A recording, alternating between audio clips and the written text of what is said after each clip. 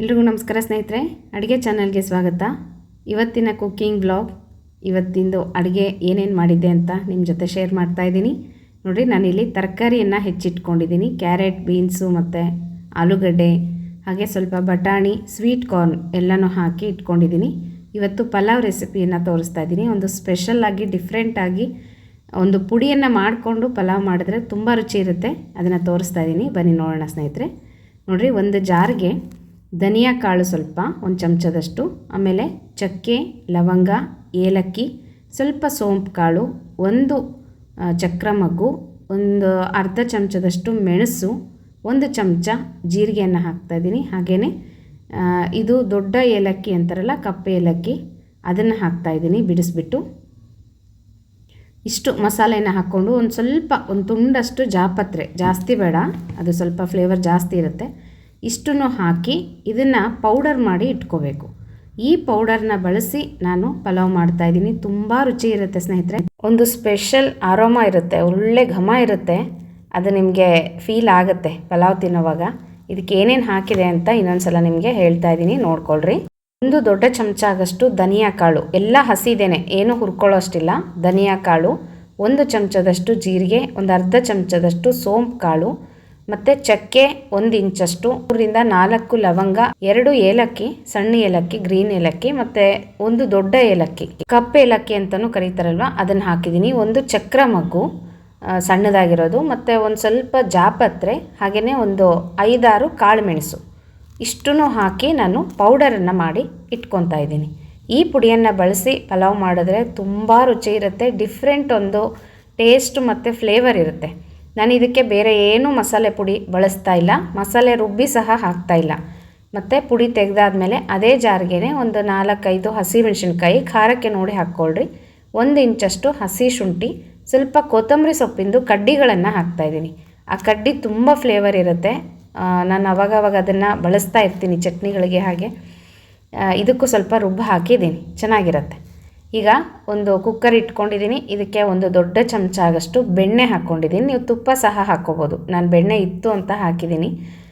ಮತ್ತು ತುಪ್ಪ, ಎಣ್ಣೆನೂ ಹಾಕ್ಕೋಬೋದು. ನಾನು ಬೆಣ್ಣೆ ಮತ್ತು ಎಣ್ಣೆ ಹಾಕಿದ್ದೀನಿ. ಇದಕ್ಕೆ ಒಂದು ದೊಡ್ಡ ಪಲಾವ್ ಎಲೆ ಹಾಕಿದ್ದೀನಿ, 1 ಚಮಚದಷ್ಟು ಜೀರಿಗೆ. ಇದು ಸ್ವಲ್ಪ ಫ್ರೈ ಆದಮೇಲೆ ಇದಕ್ಕೆ ಪುಡಿ ಮಾಡಿದ್ವಲ್ಲ ನಾವು, ಆ ಪುಡಿಯನ್ನು ಹಾಕಿ ಚೆನ್ನಾಗಿ ಫ್ರೈ ಮಾಡ್ಕೋಬೇಕು. ಘಮ್ ಅಂತ ಪರಿಮಳ ಬರ್ತಾ ಇರುತ್ತೆ. ಎಣ್ಣೆಯಲ್ಲಿ ಮತ್ತು ಬೆಣ್ಣೆಯಲ್ಲಿ ಇದನ್ನು ಫ್ರೈ ಮಾಡಬೇಕು, ಯಾಕಂದರೆ ಎಲ್ಲ ಹಸಿ ಹಾಕಿರ್ತೀವಲ್ವ, ಅದಕ್ಕೋಸ್ಕರ. ಈಗ ಹಸಿಮೆಣಸಿನ್ಕಾಯಿ, ಶುಂಠಿ ಪೇಸ್ಟ್ ಮಾಡ್ಕೊಂಡ್ವಲ್ಲ, ಅದನ್ನು ಹಾಕ್ತಾಯಿದ್ದೀನಿ. ನೋಡಿ, ಇದಿಷ್ಟೂ ಚೆನ್ನಾಗಿ ಫ್ರೈ ಮಾಡ್ಕೋಬೇಕು. ಹಸಿಮೆಣಸಿನ್ಕಾಯಿ ಅದನ್ನು ಹಸಿ ಘಾಟೆಲ್ಲ ಹೋಗಬೇಕು. ಮತ್ತು ಪುಡಿನೂ ಸಹ ಚೆನ್ನಾಗಿ ಫ್ರೈ ಆಗ್ತಾ ಒಳ್ಳೆ ಪರಿಮಳ ಬಿಟ್ಕೊಳ್ಳುತ್ತೆ, ಅಲ್ಲಿ ತನಕನೂ ಹುರ್ಕೋಬೇಕು.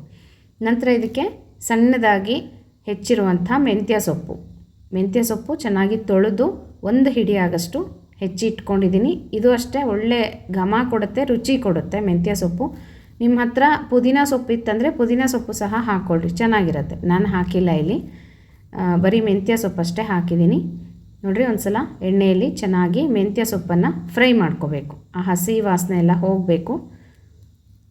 ಹೀಗೆ ಎಲ್ಲನೂ ಫ್ರೈ ಮಾಡ್ಕೊಂಡ್ಮೇಲೆ ಇದಕ್ಕೆ ನಾವು ಹೆಚ್ಚಿರ್ತೀವಲ್ಲ ತರಕಾರಿ, ಅದನ್ನು ಹಾಕ್ಕೋಬೇಕು. ನಾನಿಲ್ಲಿ ಎಲ್ಲ ತರಕಾರಿಗಳನ್ನು ತೊಗೊಂಡಿದ್ದೀನಿ. ಮತ್ತು ಇದಕ್ಕೆ 1 ಚಮಚ ಆಗಷ್ಟು ಅರಿಶಿಣದ ಪುಡಿಯನ್ನು ಹಾಕ್ತಾಯಿದ್ದೀನಿ. ಇದು ಕಲರ್ ಚೆನ್ನಾಗಿ ಕೊಡುತ್ತೆ. ಮತ್ತು ಅಡುಗೆಯಲ್ಲಿ ಅರಿಶಿಣ ಬಳಸಬೇಕು, ಆ್ಯಂಟಿಸೆಪ್ಟಿಕ್ ಆಗಿ ಕೆಲಸ ಮಾಡುತ್ತೆ. ಹೊಟ್ಟೆಯಲ್ಲಿ ಏನಾದರೂ ನಂಜಾಗಿದ್ದರೆ ಅದನ್ನು ಸಹ ಕಡಿಮೆ ಆಗುತ್ತೆ. ಈಗ ನೋಡಿರಿ, ಇದೆಲ್ಲ ಚೆನ್ನಾಗಿ ಫ್ರೈ ಆಗಿದೆ. ಮೆಂತ್ಯ ಸೊಪ್ಪಿಂದ ಒಳ್ಳೆ ಘಮ ಬರ್ತಾ ಇದೆ. ಹಾಗೆಯೇ ಮಸಾಲೆನೂ ಚೆನ್ನಾಗಿ ಫ್ರೈ ಆಗಿದೆ. ಈಗ ಎಲ್ಲ ತರಕಾರಿಗಳನ್ನು ಹೆಚ್ಚಿ ನಾನು ನೀರಲ್ಲಿ ಹಾಕಿ ಇಟ್ಕೊಂಡಿದ್ದೆ, ಅದನ್ನು ಹಾಕ್ತಾಯಿದ್ದೀನಿ. ಕ್ಯಾರೆಟು, ಬೀನ್ಸು, ಆಲೂಗಡ್ಡೆ, ನವಿಲುಕೋಸು ಹಾಕ್ಕೋಬೋದು, ಹೂಕೋಸು ಹಾಕ್ಕೋಬೋದು, ಮತ್ತು ಬಟಾಣಿ, ಪನ್ನೀರ್ ಸಹ ಹಾಕ್ಬೋದು. ಪನ್ನೀರ್ ಖಾಲಿಯಾಗಿತ್ತು ನಮ್ಮ ಮನೆಯಲ್ಲಿ, ಹಾಗಾಗಿ ಹಾಕಲಿಲ್ಲ. ಇನ್ನು ಸ್ವೀಟ್ ಕಾರ್ನ್ ಹಾಕಿದ್ದೀನಿ, ಚೆನ್ನಾಗಿರುತ್ತೆ. ನಿಮ್ಗೆ ಇಷ್ಟವಾದ ತರಕಾರಿಗಳನ್ನು ಹಾಕ್ಕೋಬೋದು. ಇದೊಂದು ಸ್ವಲ್ಪ ತರಕಾರಿ ಎಲ್ಲನೂ ಈ ಮಸಾಲೆಗೆ ಜೊತೆಗೇ ಫ್ರೈ ಆಗಬೇಕು. ನೋಡಿರಿ, ಈ ರೀತಿ ಪಲ್ಯದ ಥರ ಆಗುತ್ತೆ. ನಾವೀಗ ಫ್ರೈ ಮಾಡ್ತಾಯಿದ್ರೇ ಗೊತ್ತಾಗುತ್ತೆ, ಅಷ್ಟು ಘಮ ಮನೆಯೆಲ್ಲ ಹರಡ್ಕೊಳ್ಳೋದು. ಪುಡಿ ಏನು ಹಾಕಿದ್ವಲ್ಲ, ಅದೇ ಇದಕ್ಕೆ ಸೀಕ್ರೆಟ್ ಇಂಗ್ರೀಡಿಯೆಂಟ್ ಅಂತ ಹೇಳ್ಬೋದು. ಮತ್ತು ಇದಕ್ಕೆ 1 ಚಮಚದಷ್ಟು ಅಚ್ಚ ಪುಡಿ ಹಾಕಿದ್ದೀನಿ. ಹಸಿಮೆಣ್ಸಿನ್ಕಾಯಿ ಒಂಥರ ರುಚಿ ಕೊಟ್ಟರೆ, ಅಚ್ಚ ಪುಡಿ ಬೇರೆಯೇ ಟೇಸ್ಟ್ ಕೊಡುತ್ತೆ. ಸ್ವಲ್ಪ ಹಾಕ್ಕೊಳ್ರಿ, ಚೆನ್ನಾಗಿರುತ್ತೆ.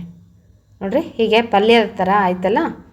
ಈಗ ಇದಕ್ಕೆ ಅಕ್ಕಿ ತೊಳೆದು ಇಟ್ಕೊಂಡಿದೆ, ಅದನ್ನು ಹಾಕ್ತಾಯಿದ್ದೀನಿ. ನಾನಿಲ್ಲಿ 2 ಲೋಟದಷ್ಟು ಅಥವಾ 2 ಪಾವ್ನಷ್ಟು ಅಕ್ಕಿಯನ್ನು ತೊಳೆದು ನೀಟಾಗಿ ಒಂದು 3-4 ಸಲ ಆಮೇಲೆ ನೀರು ಹಾಕಿ ಇಟ್ಟಿದ್ದೀನಿ. 2 ಲೋಟ ಅಕ್ಕಿಗೆ 4 ಲೋಟದಷ್ಟು ನೀರು ಹಾಕಿದ್ರೆ ಸಾಕಾಗುತ್ತೆ. ಪಲಾವ್ ತುಂಬ ಮುದ್ದೆ ಆಗಬಾರ್ದು, ಸ್ವಲ್ಪ ಉದುರಾಗೆ ಇರಬೇಕು, ಚೆನ್ನಾಗಿರುತ್ತೆ. ನಾನು ಈಗಾಗಲೇ ತುಂಬ ಪಲಾವ್ ರೆಸಿಪಿಗಳನ್ನ ಹಾಕಿದ್ದೀನಿ ಸ್ನೇಹಿತರೆ, ಡಿಫ್ರೆಂಟ್ ಆಗಿದೆ, ಬೇರೆ ಬೇರೆ ಥರನೂ ಪಲಾವ್ ಮಾಡಿದ್ದೀನಿ, ನೋಡ್ಕೊಳ್ರಿ ಯಾವಾಗಲಾದರೂ ಒಂದು ಸಲ. ಇವತ್ತು ಶನಿವಾರ ಅಲ್ವಾ, ನಮ್ಮ ಮನೇಲಿ ಒಪ್ಪತ್ತು, ಹಾಗಾಗಿ ಒಂದು ಹೊತ್ತು ಊಟ ಇತ್ತು ಅಂದರೆ ಈ ಥರ ಪಲಾವು, ಬಿಸಿಬೇಳೆಬಾತು ಅಥವಾ ಏನಾದರೂ ಚಿತ್ರಾನ್ನ, ಭಾತ್ಗಳು ಈ ಥರ ಮಾಡಿಬಿಡ್ತೀನಿ. ಬೇಳೆಗೆ ಇಡೋದಕ್ಕೆ ಹೋಗೋದಿಲ್ಲ, ಸುಮ್ಮನೆ ಅದು ಬೇಳೆ ತೊವ್ವೆ ಹುಳಿ ಮಾಡಿಬಿಟ್ರೆ 2 ಹೊತ್ತಿಗೆ ಉಳ್ಕೊಂಬಿಡುತ್ತೆ ಅಂತ. ಹಾಗಾಗಿ ನಾನು ಈ ಥರದ್ದು ಏನಾದರೂ ಮಾಡ್ತೀನಿ ಶನಿವಾರದ ಹೊತ್ತಲ್ಲಿ. ಈಗ ನೋಡಿರಿ ರುಚಿಗೆ ತಕ್ಕಷ್ಟು ಉಪ್ಪನ್ನು ಹಾಕಿದ್ದೀನಿ, ಸ್ವಲ್ಪ ಕೊತ್ತಂಬರಿ ಸೊಪ್ಪು ಹಾಕಿದ್ದೀನಿ. ಈಗ 1 ಹೋಳನಷ್ಟು ನಿಂಬೆ ಹಣ್ಣನ್ನು ಹಿಂಡ್ತಾ ಇದ್ದೀನಿ. ಇದು ರುಚಿ ಚೆನ್ನಾಗಿ ಕೊಡುತ್ತೆ, ಸ್ವಲ್ಪ ಹುಳಿಯಾಗಿರುತ್ತೆ, ಚೆನ್ನಾಗಿರುತ್ತೆ. ಇದಕ್ಕೆ ನೀವು ಸೌತೆಕಾಯಿದು ರಾಯ್ತ ಮಾಡ್ಕೋಬೋದು, ಮೊಸರು ಬಜ್ಜಿ, ಅಥವಾ ಟೊಮೆಟೊ ಬತ್ತಿಸ್ಬಿಟ್ಟು ಎಣ್ಣೆಯಲ್ಲಿ ಚೆನ್ನಾಗಿ ಅದನ್ನು ಚೆನ್ನಾಗಿ ಕಿವುಚಿ ಅದಕ್ಕೆ ಮೊಸರು ಹಾಕಿ ಒಗ್ಗರಣೆ ಕೊಟ್ಕೊಂಡ್ರೆ ಅದು ಸಹ ಚೆನ್ನಾಗಿರುತ್ತೆ. ಈಗ 2 ವಿಜಿಲ್ ಕೂಗಿಸಿದ್ದೀನಿ, ತುಂಬ ಚೆನ್ನಾಗಿ ಪಲಾವ್ ಆಗಿದೆ. ನೋಡ್ತಾ ಇದ್ದೀರಾ ನೀವು ಎಷ್ಟು ಘಮ ಅಂತ ಇತ್ತು ಅಂದರೆ ತುಂಬ ಚೆನ್ನಾಗಿತ್ತು. ಆ ಪುಡಿನೇ ಒಳ್ಳೆ ಟೇಸ್ಟ್ ಕೊಡುತ್ತೆ. ಒಂದು ಸಲ ಟ್ರೈ ಮಾಡಿರಿ ಸ್ನೇಹಿತರೆ, ಚೆನ್ನಾಗಿರುತ್ತೆ. ಮಕ್ಕಳು ಸಹ ಇಷ್ಟಪಡ್ತಾರೆ ಪಲಾವ್ ಅಂದರೆ. ಪಲಾವ್ ಮಾಡುವಾಗ ನಮಗೆ ಒಳ್ಳೆ ಉದುರಾಗಿ ಚೆನ್ನಾಗಿ ಬರಬೇಕು ಅಂದರೆ ಅದು ಒಂದು ಕುದಿ ಬಂದ ಮೇಲೇ ಕುಕ್ಕರನ್ನು ಮುಚ್ಚಳ ಮುಚ್ಚಿಬಿಟ್ಟು 2 ವಿಜಿಲ್ ಕೂಗಿಸಿದ್ರೆ ತುಂಬ ಚೆನ್ನಾಗಾಗುತ್ತೆ. ಮತ್ತು ಈ ಥರದ ಪಲಾವ್ ನೀವು ಸಹ ಟ್ರೈ ಮಾಡಿರಿ, ಹೇಗೆ ಬಂತು ಅಂತ ನನಗೆ ಕಮೆಂಟ್ ಸೆಕ್ಷನಲ್ಲಿ ತಿಳಿಸೋದು ಮರಿಬೇಡ್ರಿ. ನಾಳೆ ಸಂಡೇ ಆಗಿದೆ, ಭಾನುವಾರ ಮಾಡಿಕೊಡ್ರಿ, ಮಕ್ಳಿಗೂ ಸಹ ಇಷ್ಟ ಆಗುತ್ತೆ, ಲಂಚ್ ಬಾಕ್ಸಿಗೂ ಸಹ ಮಾಡಿಕೊಡ್ಬೋದು. ಹೇಗಿದೆ ಸ್ನೇಹಿತರೆ ಇವತ್ತಿನ ಕುಕ್ಕಿಂಗ್ ವ್ಲಾಗ್ ಅಂತ ಹೇಳ್ತಾ ಮತ್ತೆ ಮುಂದಿನ ವಿಡಿಯೋ ಒಟ್ಟಿಗೆ ಸಿಗ್ತೀನಿ. ನಮಸ್ಕಾರ.